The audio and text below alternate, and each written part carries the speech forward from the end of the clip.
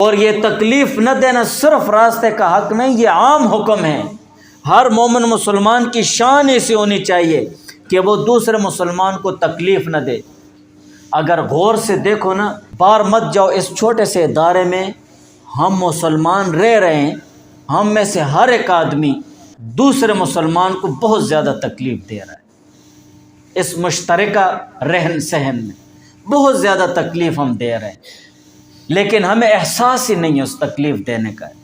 یہ ہمارے ایمان کی کمزوری کی وجہ سے ہے کہ ہمیں اس تکلیف دینے کا احساس نہیں ہو رہا ہے۔ اگر ہمارے ایمان کی سطح بڑھ جائے اور نورانیت بڑھ جائے تو ہمیں خود بخود پتہ چلے گا یار تکلیف دے رہا ہے مسلمان کو۔ مسلمان یہ نہیں بتایا کہ غوث ولی کتب بزرگ قاری صاحب مولوی صاحب مفتی صاحب اس کو تکلیف مت، مسلمان کو تکلیف مت دو بس۔ دوسری روایات میں غیر مسلم کو بھی ناحق تکلیف مت دو، جس کے پاس ایمان بھی نہیں ہے۔